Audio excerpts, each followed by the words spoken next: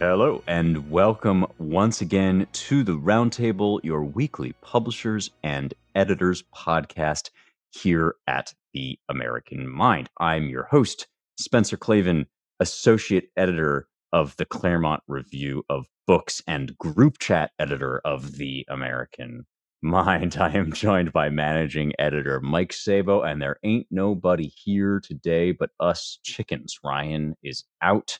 And so we are going to do what we occasionally do and what I always quite enjoy, which is a two-man show, just a chat between the two of us, lots to discuss.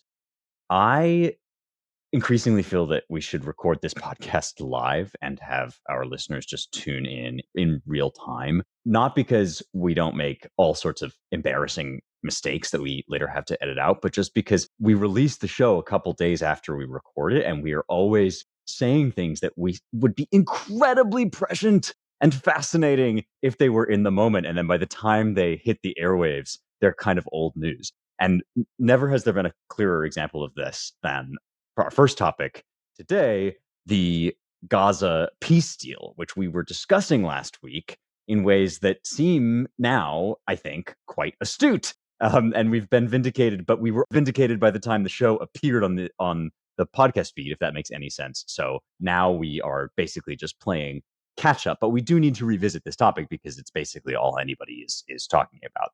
When we recorded last week on Tuesday, Trump was in the midst of engineering this deal. It looked like it was going to go through, but one of the sticking points, as I mentioned, was this matter of the hostages. There were still hostages that Hamas needs to release back to Israel as part of the deal. They had agreed to release them, but not yet to the timeline of release. Now, in a very high profile and quite stirring episode, that hostage release has been accomplished. 20 hostages who have been in captivity for 738 days were sent back to their families amid much tearful gratitude and relief for these poor people that have been without their loved ones for all this time, for 2 years. Hamas starved and brutalized these people, in some cases made them dig their own graves, often on camera, because they were used for propaganda videos as part of the PR campaign that Hamas was conducting. And so now it is, in some heavy way, perhaps fitting that the return of the hostages has become the great symbol of what this peace deal means. It's an enormous public relations victory for Trump. And beyond that, a diplomatic victory, which is to say the PR win is deserved. It's actually something that he has achieved that nobody before him was able to achieve. We say all of this still tentatively, till provisionally, because there are many unanswered questions about how this deal is going to go forward down the line, whether or not it will stick, etc. I'm sure we're going to talk about all of that. But we should start, I think, with Trump's victory tour, which took him to the Knesset, the Israeli parliament, and to Egypt. There were a few hilarious moments, including some commentary about how hot Giorgia Meloni is, the Italian prime minister. There were also many very moving moments and some theologically interesting moments, even, which we may have a chance to discuss. But Mike, what was your reaction to this in the week since we recorded last? And how do you feel this deal has shaken out? Last time we were just talking about how it might look. How do you feel about how it does look? No, I kind of echo your comments on the prescient side. I think even in one of our group chats, I said, "Man, if only people knew like when we actually recorded this, and then what actually happens when this podcast actually airs." So that I think is something to point out. Like, hey, we're ahead of the curve. Actually, quite a few times. I mean, don't want to toot our own horn, but this is why you listen to the Roundtable. That's right. The future comes here to announce itself. Exactly. Yeah. I mean, who knows? Maybe President Trump listens, to figure out what's next on these big deals. No, I think this is obviously a huge deal.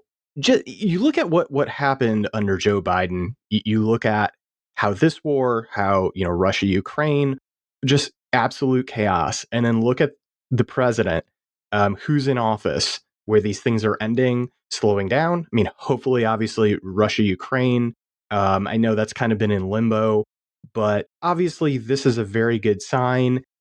I think you're right to point out you don't want to be too triumphalist about it. Even the New York Times, obviously it's the New York Times, but I think they are right to point this out. Like, in the speech to, I think, the Knesset, Trump didn't talk about exactly what it would take to rebuild Gaza, the future of the Palestinian people, any solutions between actually creating a Palestinian state, discussion of the 20-point plan. But I guess the point is, though, is that, look, Trump was able, I think, through probably actually having to do with trade, some of his economic plans. I think that's actually a big part of this that's probably not being talked about as much, where he's giving concessions, he's giving deals, kind of using the carrot and the stick approach to draw down this war. And I think it's a big deal. I know Israel has talked about basically giving him, I think, their highest honor.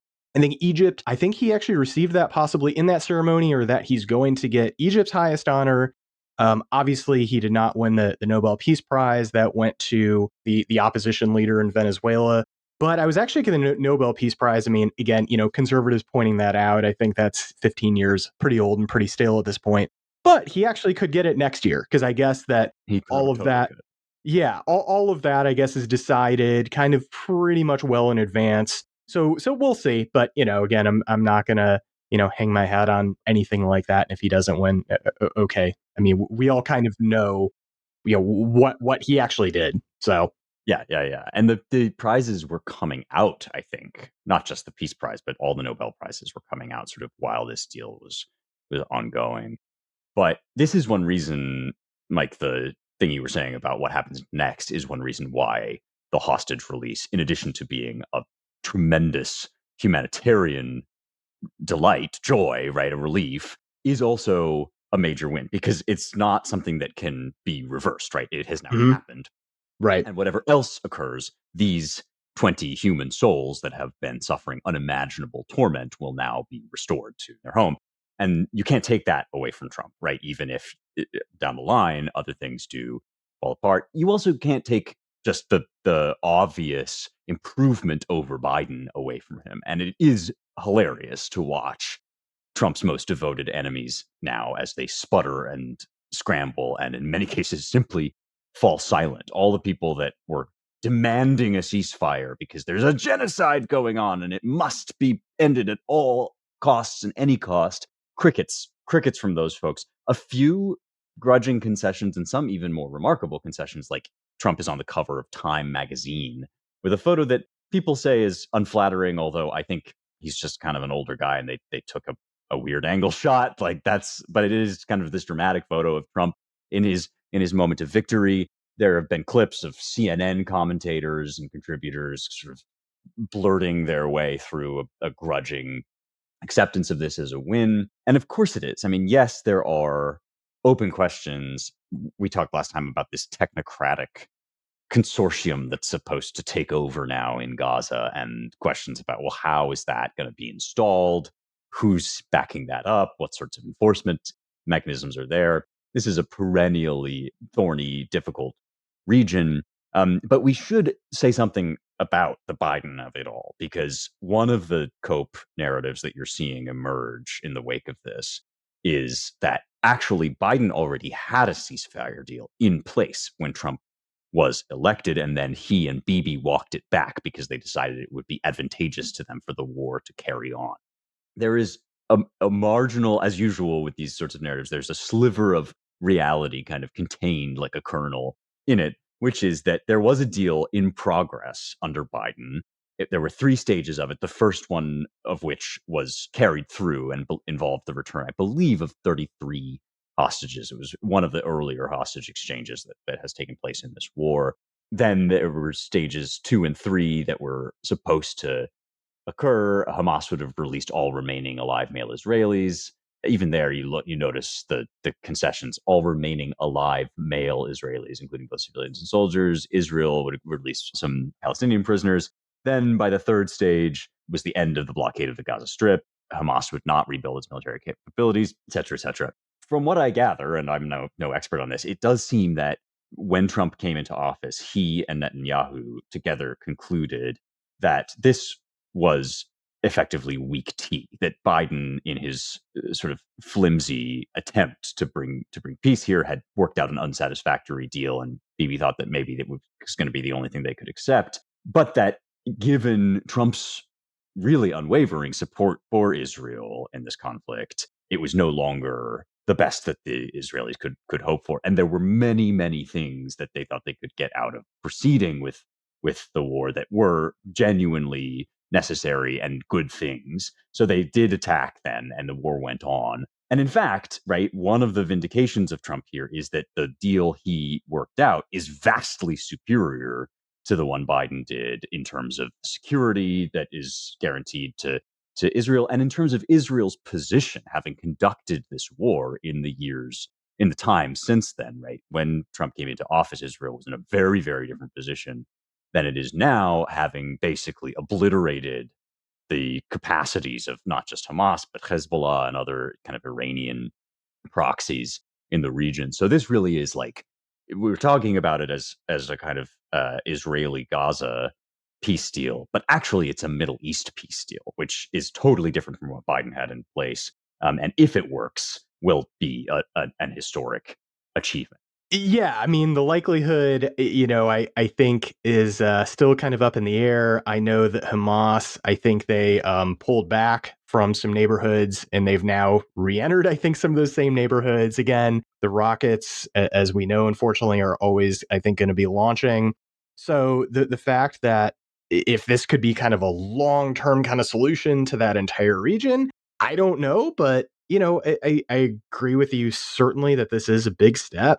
And then you look at too, and I think this is something else that has not been talked about as much, but what Trump did in Iran, destroying their 3 major nuclear sites, and that the agreement basically to get the hostages out of Gaza would not have been possible without that. Because Oh my with gosh! And that, do you remember the backlash that we were supposed to suffer from that? How like nuclear war? Yeah, right, and right. actually instead what he did was a very targeted, precise strike. And that actually, so the Arab states looked at that and saw, oh, yeah, he's actually going to do something if we don't act. So I think they probably, took it upon themselves to basically pressure Hamas, which obviously is an Iranian proxy. And I think that helped. I don't know how much, but that clearly was something that, pushed them to try to make a deal. Other states saying to the leaders there, hey, you got to do something. This guy is he is not to be fooled around with. Absolutely right. You don't. I know the the phrase you were trying to avoid using there, Mike. You don't FAFO with Trump, if that's the acronym I want. And yes, this is an important point. It reflects a difference in strategy, not just a difference in outcomes between Trump and his predecessors on this, and not just between Trump and Biden, but between Trump and many of the kind of technocratic, let's say, internationalist community when it comes to dealing with the Middle East. I think typically the approach that supposedly in the know people advise, right? The conventional wisdom on this conflict has always been, well, there's two parties to it, even if we like one better than the other. And so what we need to do is try to play middleman between the Israelis and the Palestinians. And that's going to be sort of, we're going to be this neutral, bureaucratic intervener in this scenario. We'll play Switzerland. We will host the discussions. And actually, in the wake of the Ukraine invasion and Biden's kind of absentia leadership, one of the worries that seemed to be floating around is that China was going to step into that role of the place, the people that hosted these discussions. Trump has a different philosophy on this, and it has drawn some criticism. It also, you could debate the merits of it in the abstract, right? Leaving aside what has just actually happened, you could abstractly debate the merits of what Trump has done, which is really just to back Israel in this war 100%, and then to allow Israel to prosecute the war and gain concessions from Israel on the back end, as it were. So this deal does not look like the maximalist position that Bibi Netanyahu might like to take, but that's not because Trump has tried to tried to rein Netanyahu in so much as because he has been such a supporter of Netanyahu that then when he's come to the weakened Hamas and the weakened enemies of Israel, he's been able to kind of draw concessions out of both sides.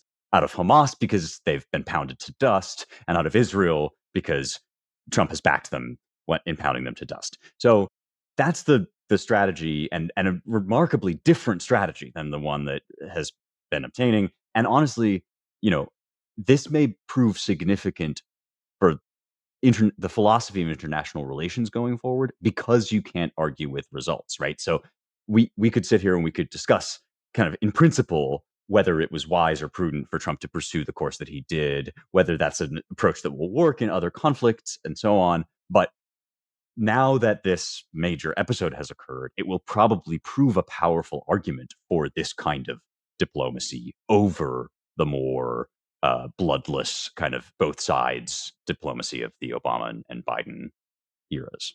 And I think that's a really important point. I mean, look at what the Georgetown, the foreign policy experts, kind of that whole class, look at what they did, look at their record, and then compare that to Trump. I mean, it's not particularly close. And I do see some of those people, to their credit, kind of saying, okay, I might have not liked Trump's rhetoric or the theories behind it or realism of this and that he's practicing of some, kind of hybrid sort. But at the end of the day, look, he is getting results. He is getting even, we wanted to make a deal too. We couldn't make it happen. So I think this is a theme of, Trump, kind of this great man who obviously has, deal making, in his DNA, in his blood. And this is, I mean, because you even look at that part of it too. I mean, how did this actually happen? Who was actually arguing? Who went to Egypt before? Well, it was Jared Kushner, his son-in-law, Steve Witkoff, who obviously he's known for a long time in New York real estate. And those were kind of the deal making guys who have obviously done that for a long time, especially Witkoff. And really what they did was, their approach was pretty simple as it was described in the New York Times. It was get to a yes first and then hash out the details later. So those guys have spent tons of time, obviously, trying to close this deal, trying to get things done, and they did. Can it be replicated? I mean, there is so much having to do with the specific actors involved with Trump, with his instincts. That's almost nigh impossible. But again, I think he just shows that his instincts are far superior to the foreign policy elites. Yeah, well, they have a certain common sensicality to them, Mhm. which it always sets off alarm bells among the expert class, who tend to like things that aren't commonsensical, because that shows how carefully they've thought through things. And you get all these explanations about why the common sense approach won't work. But then when it does, you kind of remember, oh, yeah, well, this does make a certain degree of sense, right? Before we leave this topic, Mike, I want to quiz you or seek your spiritual counsel on something. Because I know you write for, in addition to the American Mind, you write for American Reformer, and Mhm. discussed many times that you have a deep and abiding interest in Reformed theology, which leads me to this Trumpian, really tossed off moment that's been getting a lot of traction. Where I think he was on Air Force One, and he said something Yeah. like, "I just don't think I'm going to heaven. I don't. I'm not sure if I'm heaven bound." And we've talked a lot about the Trump Trump's aspiration to get a Nobel Prize, and I've said before, I think he genuinely wants that and would really like it, even Mhm. though he's not going to, compromise his approach or his principles in order to get it and appeal to the committee. But this is the other motivation that has been floating around. He said before, "I'm trying to do this, get this deal in under the wire, so that maybe I can use it as a token to get into heaven." And there's there's an element of sweetness and sincerity to this. I think there's always, he's joking, he's sort of playing with the camera on this subject. But also, it's not out of the question to me that this is a way that he genuinely feels. This is a guy with like a very checkered history that's been publicly aired many times. I'm sure there are things we don't know about him that would make our hair stand on end, particularly in the sexual morality department. And so the reason I say I want your spiritual counsel on this is that there has been a lot of criticism of Trump from the unusual corner of kind of the religious right on this, right? That this is not how salvation basically works, right? There is a very strong tradition of faith in Jesus Christ alone, once saved, always saved. And so this as it were, works-based theology that Trump is outlining, or at least alluding to in this kind of patter routine that he has. This is wrong, and it's the wrong way to think about it, and it just shows that Trump doesn't take his faith very seriously, and so on and so forth. First of all, but we can talk about the general Christian perspective first, but specifically from the Reformed perspective, what's your read on what Trump is saying here? Do you think there's anything to this criticism, or is it just kind of reading too much into it? Yeah, I mean, the criticism, I guess I understand, but at the point is like, look, Trump as somebody I think who, is not a Christian. He obviously grew up some kind of Presbyterian. I think it was like Norman Vincent Peale's church, actually, I think he grew up in. So PCUSA, a Presbyterian Church of the United States. So, mainline denomination. But really, my mind, and I think you posted this, Spencer, on X just a little while ago. I mean, my mind kind of went to the parable of the Pharisee and the tax collector, where Jesus is talking about, the Pharisee and thinking himself, so superior and obviously in God's good graces, saying, God, I thank you that I'm not like the other men, extortioners, unjust, adulterers, or even like this tax collector. I fast twice. I give tithes to all that I get. But the tax collector, standing far off, would not even lift up his eyes to heaven, but beat his breast, saying, God, be merciful to me, a sinner. So that's kind of what I look at, is Trump actually understands, I think, the problem that he's in. It's just that, the Holy Spirit obviously clearly needs to work. He needs to recognize his fallen state, that he cannot do it alone, that, the meritorious ground of our salvation is Christ's atonement, but that good works certainly necessarily follow from that. But especially, probably, I'm speaking more, maybe a little bit more as a Protestant, but I'm sure Catholics would agree with this too, that your justification, is by Christ's work on the cross. But what I'm saying is Trump is not thinking so high of himself that he can somehow, this deal, will absolutely get him to heaven, and that God is absolutely going to look at this and say, oh yes, Yeah, he's not even saying that. no, he's very kind of circumspect about it. And to me, that shows he understands this problem, that there is a galactic gulf between himself and a holy God of the universe. So that's my taking, is that this could be some steps, on his way to the faith. So I pray for him, and I would urge, everybody to do that. Yeah, well, that's the other thing, right? No man in America is more prayed for than Donald Trump. It's probably fair to say, and that is kind of my intuition as well. So I'm glad to hear that this is not like completely out of pocket. Obviously, Trump is no theologian, right? I mean, I think like any American politician, he's Christian flavored, Christian coded, but it's not like he's thinking carefully through. He's not reading the Calvinist tractates that you are reading in your spare time, right? But like at the same time, the reason that parable of the Pharisee and the tax collector came to mind to me as well is that it's the major burden of its message seems to me to be that awareness of one's profound need for mercy. And as you rightly put it, the kind of gulf between oneself and the perfection of God is the thing most needful to attain, like most likely to get you on the right track and in the right mindset. And I think Trump's genuine self-awareness that like he is riddled with sin actually puts him in the category of like, the forgiven prostitute, the forgiven tax collector, right? These people who, when Jesus is saying things like, look, you know prostitutes go into the kingdom of heaven before you, it seems like what he means is, well, at least these people know, right? Because they can't pretend to be pure, they can see about themselves that they have all sorts of ugly moral blemishes.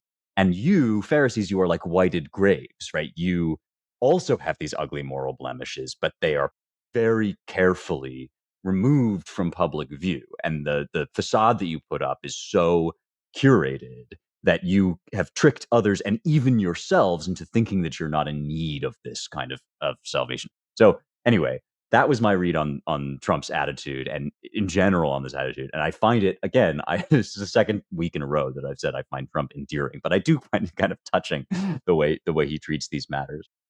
Well, we should leave this and move on to other topics. There's sure to be more news on this subject in the days and weeks to come, but I think we've covered a good chunk of the matter for this week. Now I think we should move on to talking about this Politico group chat leak. I said that I was the this is another topic, by the way, that is sort of similar to one we did last week, in ways we'll get into. But I said at the top that I should be the American Mind group chat editor, and I'm only half kidding, I guess, because it seems as if these days anybody's private messages could end up on the pages of Politico if it turns out to be expedient. You are going to help me, Mike, sort through the internecine politics behind these text messages. But the headline here is that some off-colored jokes in a young Republicans group chat have been surfaced in Politico. This piece is headlined, quote, "I love Hitler," end quote. "Leaked messages expose young Republicans' racist chat." I'll just read a few of the kind of exchanges that people are talking about most from this story. "I'm going to create some of the greatest physiological torture methods known to man. We only want true believers," said Peter Giunta, who was talking here about a vote over whether he should become chair of the Young Republican National Federation, which is a large 15,000 member political organization for Republicans between 18 and 40. And this set off kind of a series of riffs about when do we start bullying? Everyone that votes no is going to the gas chamber. Actually, and then I guess that was when Junta said, "I'm going to create some of the greatest physiological torture methods known to man." Somebody else replied, "Can we fix the showers? Gas chambers don't fit the Hitler aesthetic." So this is like edgy one-upsmanship, I guess is how I would describe it. And the Politico piece frames this discussion within the context of the vibe shift. There's a section of the piece headlined "A Liberating Atmosphere." The idea is that in the wake of Trump's second victory, both in public and in private, speech codes are a thing of the past. We're all loosening up a little bit around some of our racial and sexual and protected class taboos. And so that is why these people feel that they can just air their reprehensible hatreds in this way. I'm not so sure that that is a correct assessment of the situation. In other words, it's not clear to me that this is a way that that private group chats didn't already operate. And it's also not clear to me that this is distinctly a young Republicans or even a Republican problem. I have a really hard time not seeing this as an attempt on the part of Politico and whoever got this scoop to counterbalance the Jay Jones scandal that we talked about last week. In other words, if Politico can effectively both sides that scandal, it can neutralize the rhetoric or the narrative about political violence and violent rhetoric on the left that was coming out of the Jay Jones texts. When we talked about those texts last week, I said, what's so astonishing here is that you start out thinking it's going to be a kind of injudicious group thread that this guy has indulged in. And by the end of it, my jaw was on the floor because he just kept insisting that no, this really is a thing that he believes should happen. This, on the other hand, actually seems more in the vein of the sort of thing that people do when they are unguardedly texting one another in a register that they would not like to be made public. I still think it's kind of over the top, but that may also be a generational thing. I wonder whether these are kind of edgy kids trying to edgelord themselves into oblivion. It doesn't make me think that they actually like there are no texts here that I have seen that make me think, wow, they're really doubling down and they are affirmatively saying, yes, we love Hitler and the Nazis. And on that level, on the level of like impolitic, off-color jokes that you share in group chats, this actually does seem like the sort of thing that almost everybody of a certain age sort of indulges in. Maybe I'm being too kind or biased toward Republicans, what have you. Junta himself did apologize and say these were unacceptable texts. I will say that personally, I have gotten really circumspect about the things I put in writing, even in private contexts. I have very strict rules about how sort of loose-lipped I allow myself to be in any written form, because this is now a dimension of our political life. But at the same time, right, this is the sort of thing about which you really could plausibly say, who among us? Am I being too nice to these people, Mike? And also, why were they having this? Like, what exactly is going on among the young Republicans? Can you explain to us why they are having these conversations? Right. I mean, I'm certainly not an insider in this, but the Politico piece even pointed out that this seems to be a fight between. So this is kind of confusing because there are two groups with like names that are so similar. You really have to listen. So there's the New It's like York. PCUSA and PCUS or whatever they are. Exactly, Right? exactly. So there's the New York Young Republican Club, which is at odds with the state organization called the New York State Young Republicans. So this is, I think, kind of a long-standing feud between those two organizations. Somehow either members of both were in this group chat, because obviously this got leaked by one of those groups, I think in particular, or maybe a member of one of those groups to hit back at the other group. I'm not sure specifically of the dynamics, but this is a long-standing feud that I think has been going on for quite some time. Why it was then leaked to Politico when both these groups are Republicans. You knew that Politico was going to do what they were going to do, which is, basically try even to tie, these racist things. Well, Charlie Kirk actually said something not quite as racist, but still racist. I mean, just you knew exactly that they were going to pull that. So that was very foolish, very short sighted.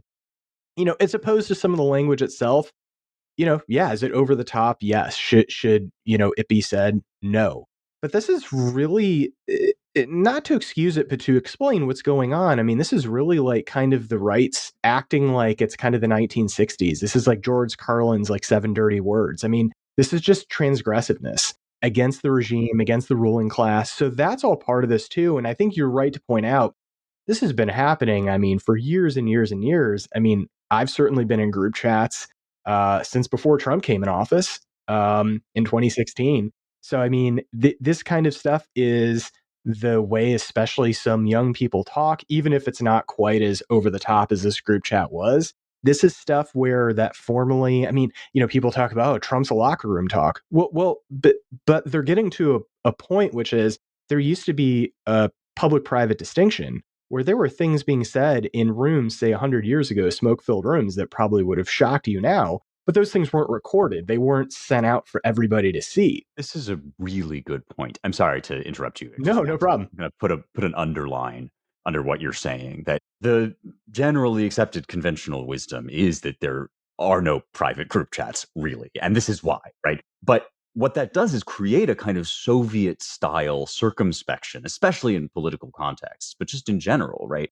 Like, if it's true that we mostly talk to each other online using digital technology, and if it's true the digital technology is mostly written or at least always recorded, there's always a record, then the very concept of something you would say in a closed group of people who understand you're joking versus things that you wouldn't say in public when you are to be taken when the conventions of understanding of what is and isn't appropriate to say are different, right?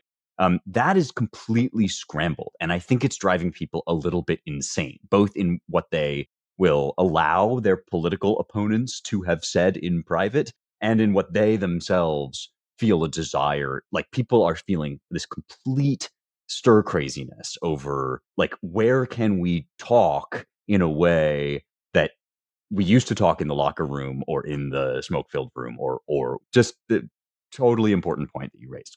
And I think you're also right to point out, look, this is not just some Republican thing. Oh, the racism of Republicans is just rearing its ugly head once again. I mean, you go into some elite Democrats, young Democrats, I mean, you would have horrific stuff. I mean, Can you imagine the DSA group chat, bro? I mean, come on, right? Especially after Charlie Kirk, it's like, look, you heard what they said in public about Charlie Kirk, some of these people.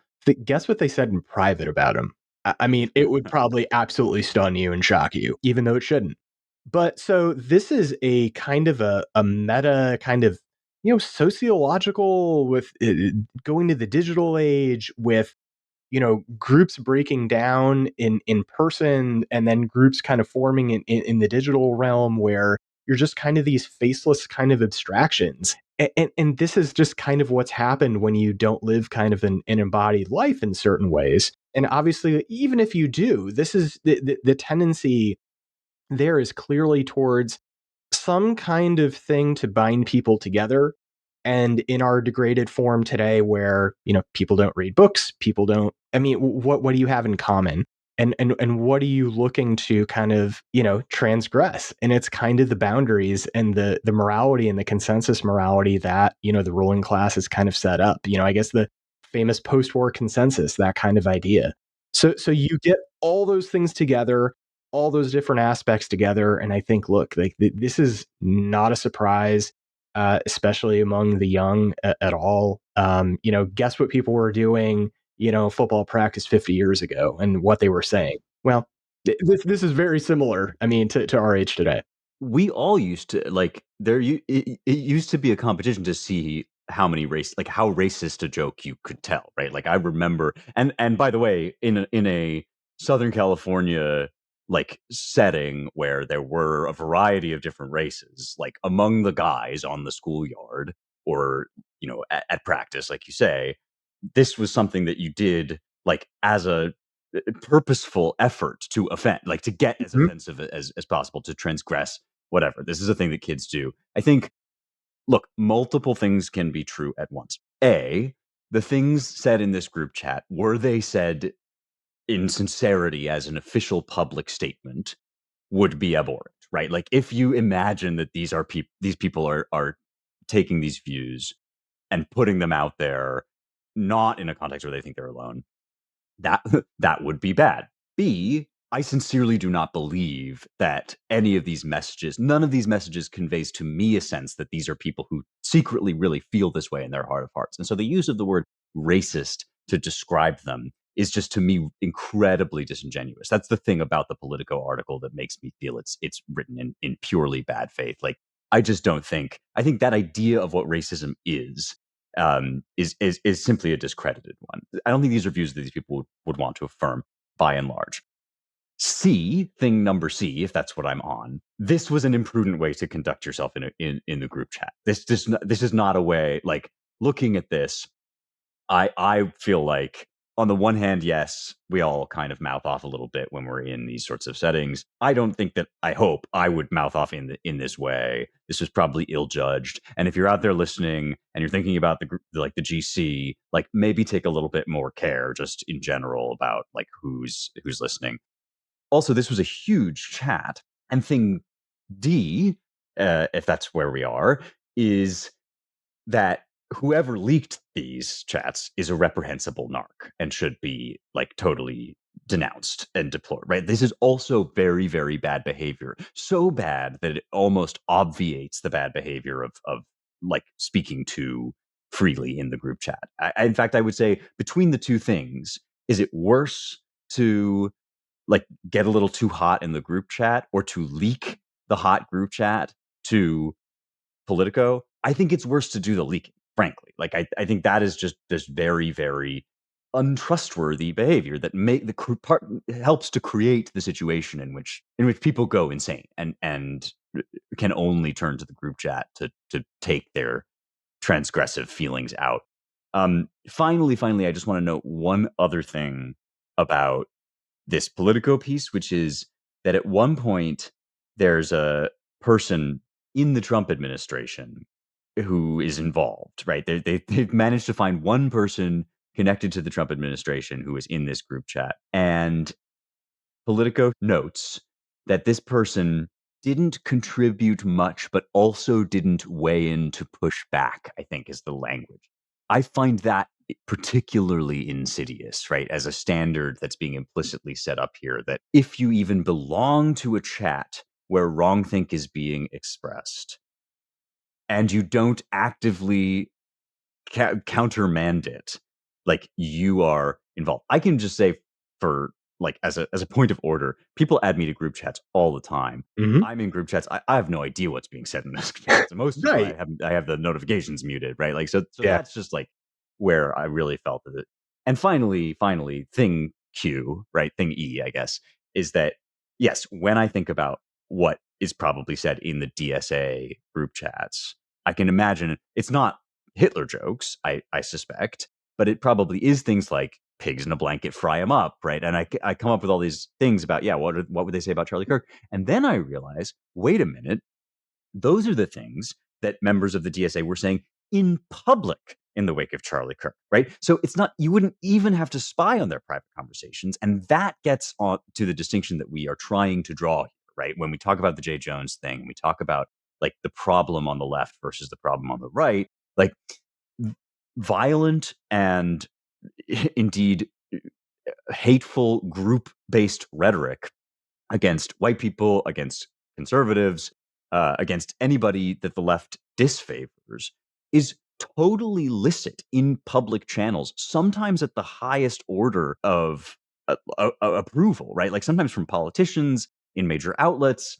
So this whole thing is very rich and depends upon like the sacred protectiveness of certain classes over others, right? Like this is not the sort of thing that you could throw at somebody who is indulging in anti-white rhetoric, because there is an imbalance, right, in how these sorts of things are treated, and that is one of the things that does seem to be passing away, right? Like we do seem now in the second Trump era to be getting a little bit tired of this thing where I can say kill whitey on the TL, right, like on main, but you can't even joke, like make offensive jokes in your group chat about black people. Like that is kind of very passe. And I think that's a really good point. Look, I mean, what's coming from the official megaphone, from the left about Charlie Kirk? Okay, maybe nothing quite as this, like this group chat, but I mean, it's still sanctioned basically some kind of justification, honestly. I mean, in some cases for, hey, he deserved it. Look at what he said about trans people. Look at what he said about this and that. So you have that. You have what is officially being, coming through the, regime megaphones constantly nonstop. You have for the left who there's like this weird irony where they seem to have kind of comedians and on their side. I mean, I guess the right doesn't, Greg Gutfeld and some others, but I mean, in large part it seems like that's where the funny people are. But then in the same way, it's like I'm reading through this Politico article and they're talking about, oh my gosh, this rhetoric is not happening in a vacuum. Did you hear about Trump posting an AI generated video showing Hakeem Jeffries in a sombrero? It's like, that's a joke. Are you kidding me? And then all of a sudden they take it super serial, on that side. So that is just like, yeah, it's hypocrisy, but I mean, it's really about like hierarchy. Hey, that's for us to do. That's not for you guys to do. Stop doing that, or else, hey, we'll probably come out and figure out a way to arrest you somehow. So I think that whole edifice, I mean, imagine if a story like this came out 10 years ago. You're talking about every one of these people's, lives would be utterly destroyed. I mean, we'll see some of these people. I think one person has already been fired. Yeah, there have been consequences for There have this. been consequences already, but I mean, at that time, you'd be talking about Brendan Ike level stuff. I mean, they would just be, there would be just be burn marks basically where they used to stand. So I mean, I agree. The times are definitely changing, and I think for the good. And I also think too, if you're in a group chat, which I'm sure tons of people listening to this are, be smart.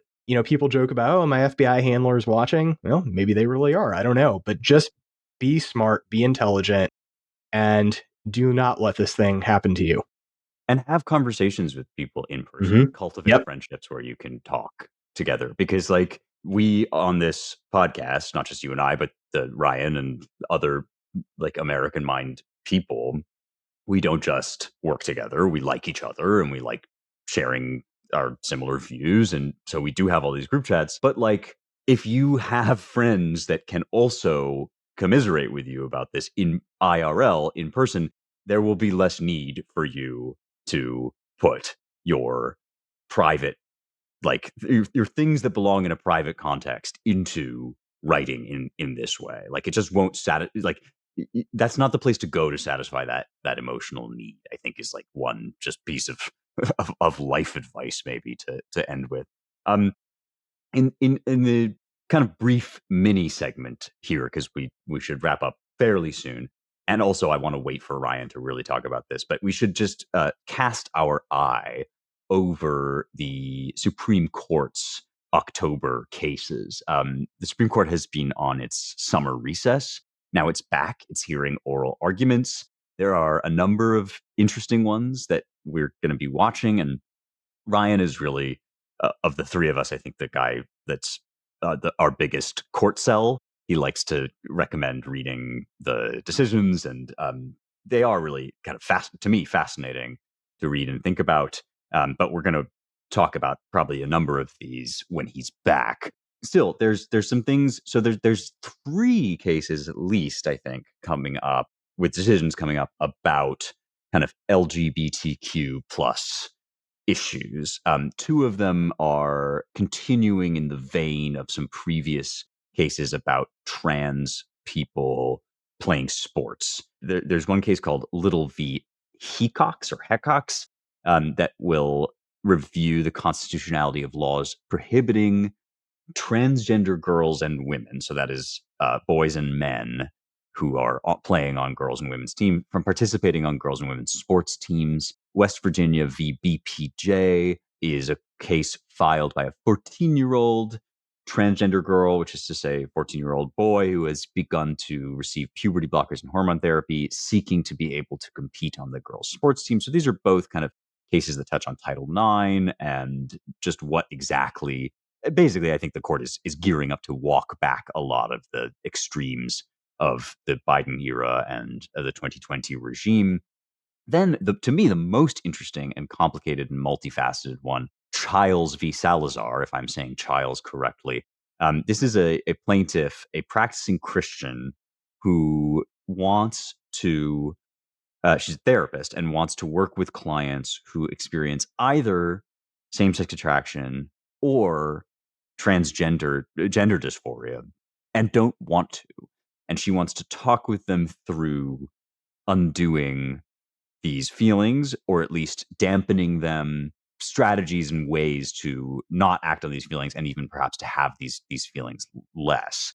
This falls afoul of a law, one of a number of laws, but this one is in Colorado, against what's called conversion therapy. And that term has itself kind of broadened out to include any effort to change somebody's sexual orientation or gender identity. So that one is just. I hope we will discuss that when the decision comes down, because I have like many thoughts about the different things that are being invoked here. The gay conversion therapy versus trans conversion therapy, whether this even is conversion therapy that the plaintiff wants to engage in, what the court will decide about whether conversion therapy should be in general legal, whether it is a free speech matter or whether it's a medical malpractice matter. These are all things of intellectual fascination as well as some significance, and they don't seem as cut and dry as the trans ones to me, but that's just me. And then there's a few others. There's one about whether Joseph Smith, who was convicted and sentenced to death for a murder, whether his sentence should be lifted because he's had 5 IQ scores ranging from 72 to 78. So does this count as mental disability? Can you be too stupid to commit murder? Would be one kind of unkind way to address this. And then there's one also on Louisiana's congressional map. A group of Louisiana voters who describe themselves, I find this really amusing, as non-African American, are arguing that the map does create a second majority black district, and the argument is this is an unconstitutional racial gerrymander. There seems to be some sort of problem that the state was already trying to avoid, the opposite problem of not having enough majority black districts. So what the heck are they supposed to do? This will raise a bunch of questions about voting rights and gerrymandering that I think we will want to be watching. That's just a little survey of things that are probably coming up that we will have our eye on. Mike, is there anything in there that you want to select or highlight or just comment on while we're passing over these? Sure. The conversion therapy case, that one certainly, was brought to my attention, was very interested in that. And I think actually the oral arguments, I think are actually beating today, actually, in that case. Oh, So really? I thought they'd have. I was just looking at a transcript of some oral arguments. Maybe there are more. maybe, yeah, maybe they happened already, but I think there was something involving today that the court's actually looking over regarding that case. There's a case over executive power. Many cases actually involving that, over the legality of his tariffs. Also, the two cases, so Trump v. Cook, Trump v. Slaughter. So the first one, Lisa Cook, was the Federal Reserve governor, and then Rebecca Slaughter is the Federal Trade Commission member. And so, can Trump fire those people? So this really gets to the heart of kind of the New Dealish kind of administrative state, going back to Humphrey's executor, which I think was 1935. But basically, I mean, the fundamental question is: does the president actually have control over his own branch? Can the executive fire officials that are actually under him or not? So if that precedent is really blown up, I mean, that I think is going to be a fantastic thing, because it'll mean, once again, the chief executive is actually in charge of the executive branch. In the administrative state overall, I think that is going to deal a huge blow if that happens. And especially with, obviously, the three justices that Trump nominated and that put on the court, I would not be surprised if that goes his way again. I mean, you look at some of the previous cases that they did last term that, recognized the executive power that's vested in the president. It's not powers, that he has a power as executive. This is very different from Article 1, Section 8, where all these powers are listed of Congress. No, that is not the same with the executive. You look back in, say, Federalist 70, and how Hamilton described the office, and how he described the executive branch. I mean, that seems to flow very much so from that unitary executive. There have been names obviously given to this, but I think overall this is basically how the Constitution and its framers actually envisioned the executive. So I think that is going to be very, very important cases, especially to what Claremont holds dear, which is to really roll back the administrative state. Well, maybe we will have John Eastman on, and as I say, Ryan is always interested in these issues too, and we'll save some of them for him, and when the decisions come down. But this is actually an optimal transition into my cultural recommendation that touches upon one of these cases. So why don't we just move to that section of the show? I'm so sorry, having promised only lowbrow cultural recommendations, that I'm failing so abjectly at not being a nerd.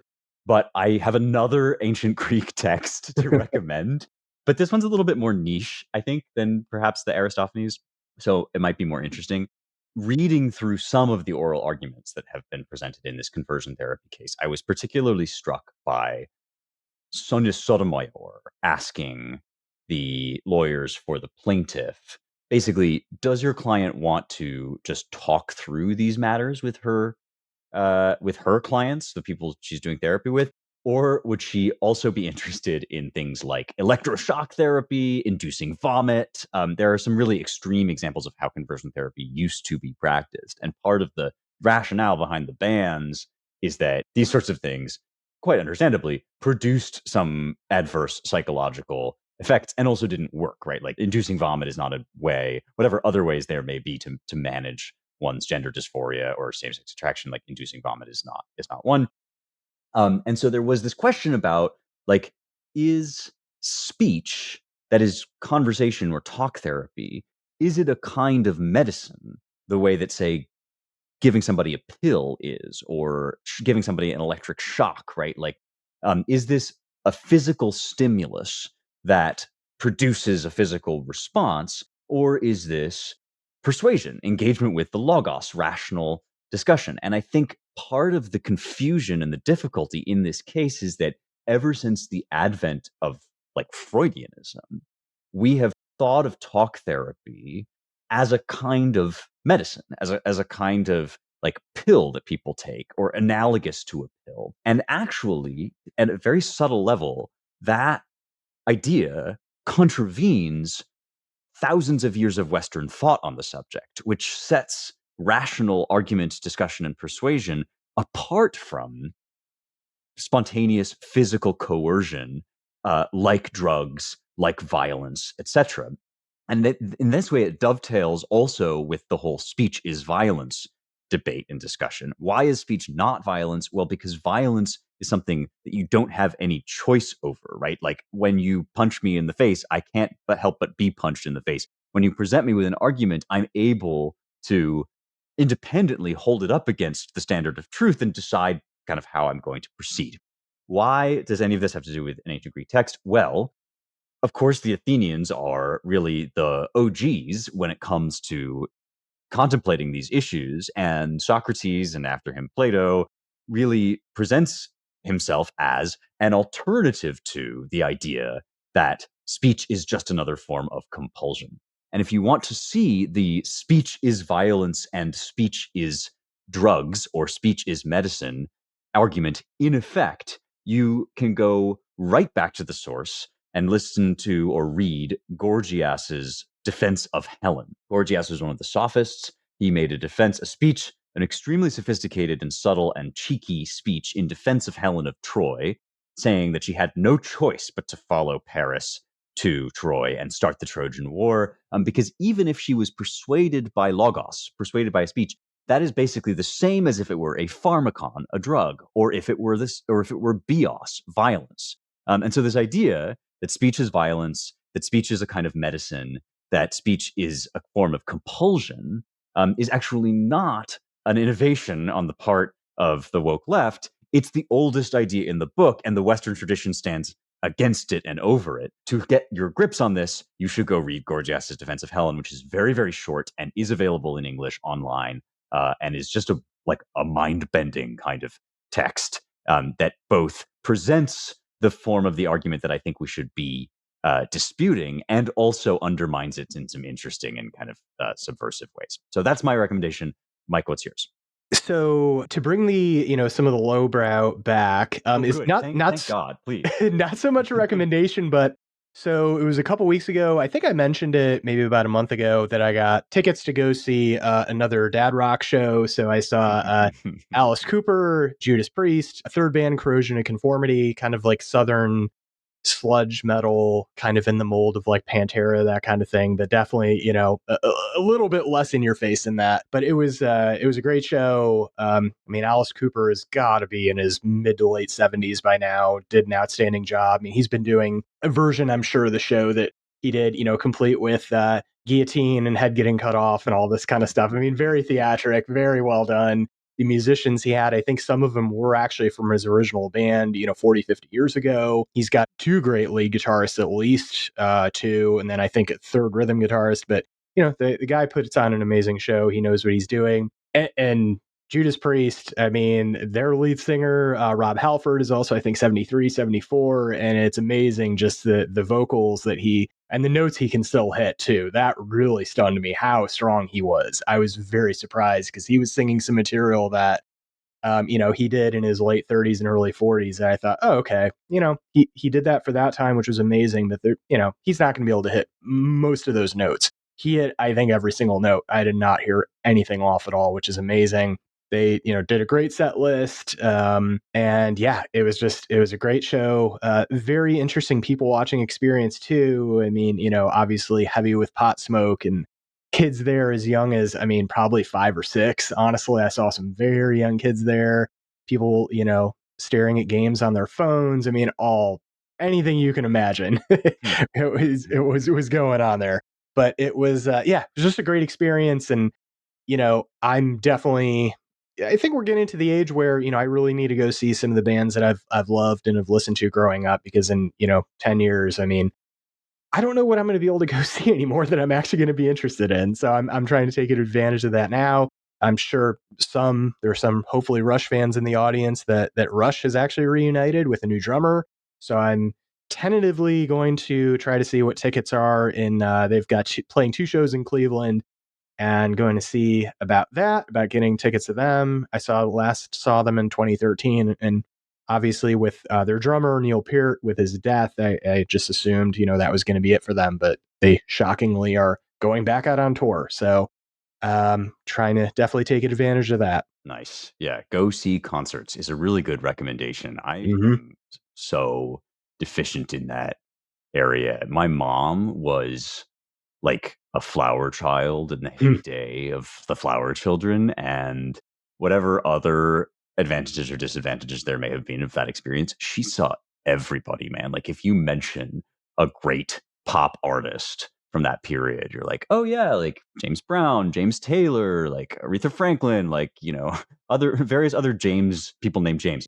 Right. People will be like, oh yeah, I saw them in concert. And I find that like extremely cool. So if there's anybody you want to tell your kids about having seen in concert. Yeah, and my mom was the same way. I mean, she went to go see the Beatles back when they played in Cleveland in like 1965. She saw the Doors. She was actually somehow, she was in a car kind of around the corner where the Doors played, and Jim Morrison actually leans over and is talking to her friend in the car. And my mom was like too scared to say anything. But I mean, it's amazing the stories that she has. Yeah, she was the same way. She saw so many people, and it's like, and tickets at that time were, $2-3, and that was your main mode. I mean, yeah, okay, you would get the records, you would hear them on the radio, but I mean, people went out to stuff, they saw stuff, they heard stuff in person. That was just such, more of a thing back then. I mean, you think about, I'm for baseball, I'm a Cleveland Indians fan, and in the 1990s, I think they sold out like 405, I think, straight games. That would never happen today, but it happened back then. It was just, and I think we're actually getting back to that. I think people are realizing how important the physical and the analog is. Oh yeah, no, it's now because of scarcity, right? It used to be because that was the only way, and now it's Hmm. because like it's like gotten a kind of artisanal rarity to it, and people are realizing they're kind of oversaturated with these remote experiences. You're just making me think though, like all the girls that are going to grow up to tell their daughters about how much fun they had at the Taylor Swift concert. That's going to be the phenomenon that we all remember. But hey, like I hear they're fun if that's your thing. Um, Anyway, we should wrap this up because we are over time and we don't want to tax our listeners too terribly much. Although I hate to say this and jinx it and put it out into the universe, but I think next week you may be getting the opportunity to gaze lovingly upon our beautiful faces. Video podcast coming to a feed near you quite soon. But for now, we will bid you farewell. And thank you very much for listening to the Roundtable. If you want to know more about our work, you can visit our websites at AmericanMind.org, Claremont Review of Books.com, and our DC based Center for the American Way of Life at dc.claremont.org. If you want to donate and support all the stuff we do, you can do that at claremont.org/donate. And we would be very, very grateful for any amount, large or small, though there is no amount large enough that will gain you admission into the group chat, I'm sorry to say. However, we will shout you out if you want to be shouted out as a donor. One more time, that's claremont.org/donate. You can also join us for the 25th anniversary gala dinner. CRB, our sister publication, is turning 25. We're going to do a black tie affair in New York on November 6th, and the website for that is goldenageagenda.com. Thanks to our production and engineering crew, the brothers G, Jake, and Ryan Gannon. Don't forget to rate, review, share, subscribe, tell grandma, drop a note in the group chat. It won't get you fired, at least not from most jobs. And we will talk to you next week.